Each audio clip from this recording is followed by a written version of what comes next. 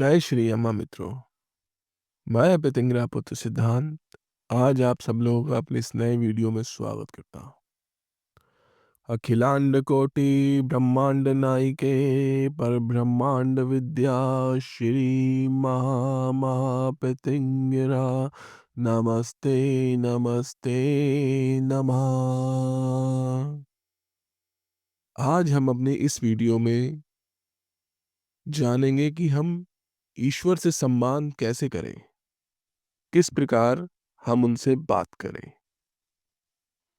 अपने मन की बात किस प्रकार हम उन तक पहुंचाएं और हम किस प्रकार उनसे हम बात करने की कोशिश करें।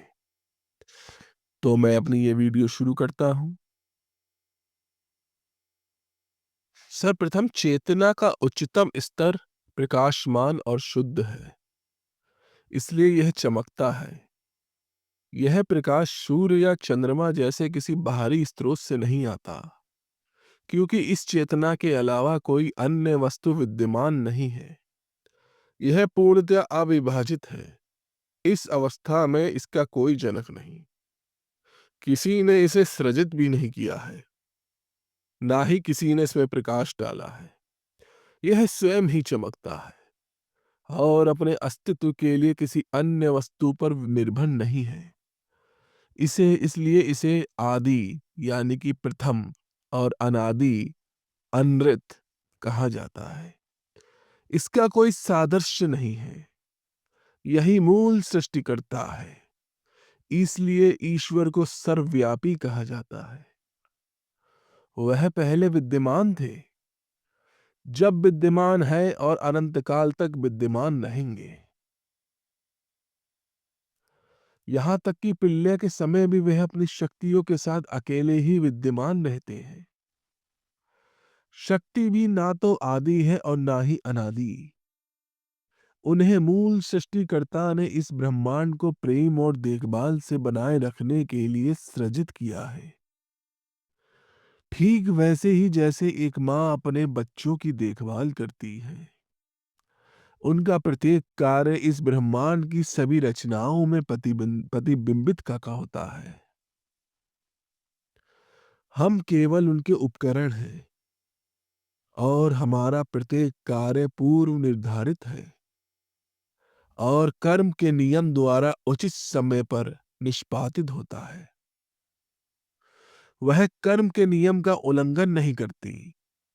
यद्यपि वह ऐसा कर सकती है, वह अपने द्वारा बनाए गए नियमों को भी तोड़ सकती है। ये नियम, कर्म, क्रियाएं, जन्म और मृत्यु आदि केवल शक्ति की क्रियाएं हैं। स्वयं प्रकाशित प्रकाश इन सब में शामिल नहीं होता।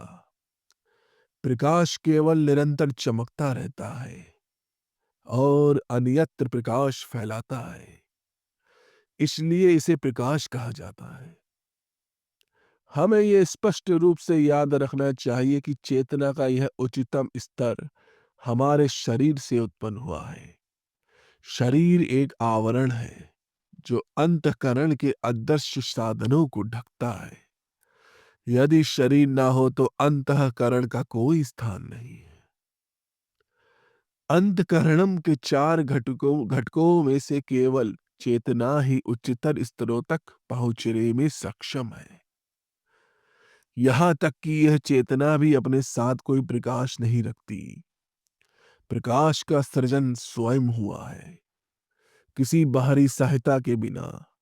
जब प्रकाश प्रकट होता है तो चेतना भी विलीन हो जाती है। प्रकाश के बिना कुछ भी अस्तित्व में नहीं है।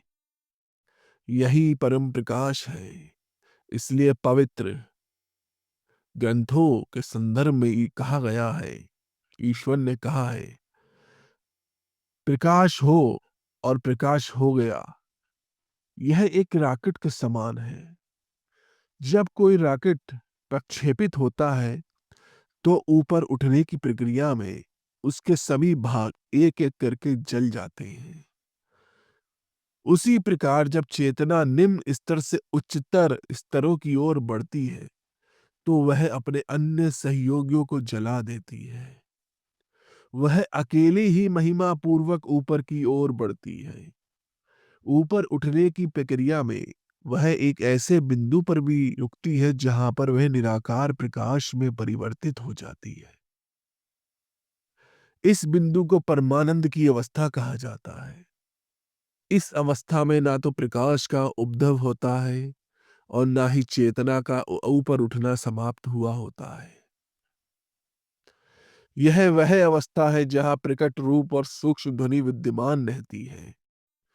परमानंद की अनुभूति केवल इसी अवस्था में होती है, इससे पहले या बाद में नहीं। निचली अवस्थाओं में दृश्य दर्शन और स्थूल ध्वनि विद्यमान होती है। उच्च अवस्था में प्रकाश के सिवा कुछ भी विद्यमान नहीं होता। आपकी प्रार्थनाएं सुनी जाती हैं और प्रश्नों के उत्तर केवल परमानंद की अवस्था में ही मिलते हैं। ध्वनि इतनी सूक्ष्म और अभिव्यक्ति इतनी क्षीण होती है कि उन्हें समझना अत्यंत कठिन होता है।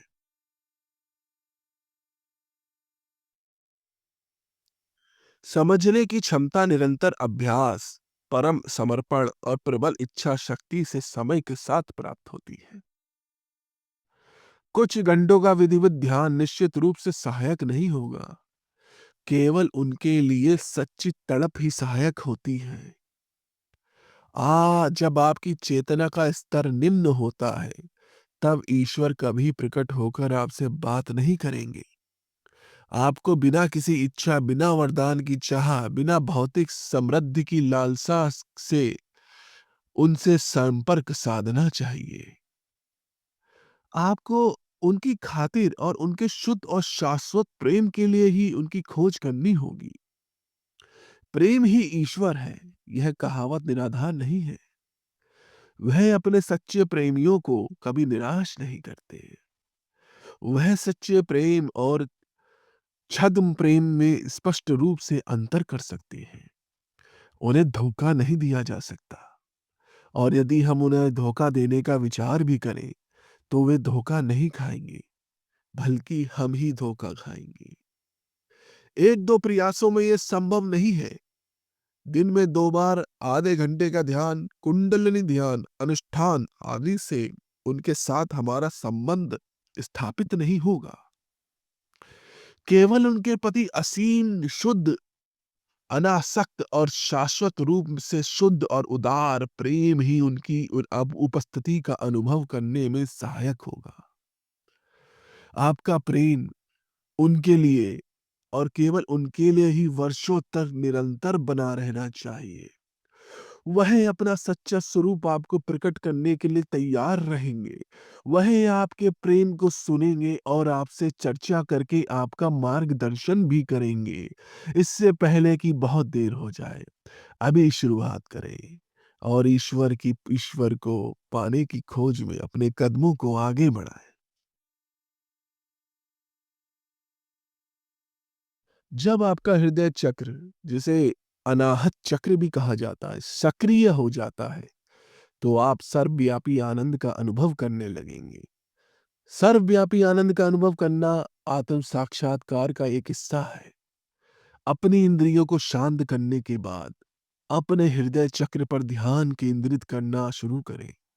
निरंतर अभ्यास के बाद आप अपने हृदय चक्र से ओम ध्वनि को सुनेंगे। ओम दिव्यता की ध्वनि है। सबसे पहले हमें अपने विचारों को ईश्वर के प्रकट स्वरूप से संप्रेषित करना सीखना चाहिए, और दूसरे, हमें उनके उत्तर को समझने और सुनने में सक्षम होना चाहिए। जब आप पहले से ही एक निर्माता हैं, तो आपके लिए उनसे संवाद स्थापित करना कठिन नहीं होगा। इसके लिए आपको अपने मन और विचार की शक्ति का उपयोग करना होगा। किसी रूप को प्रकट करने की तरह आपको संवाद की कल्पना करनी होगी।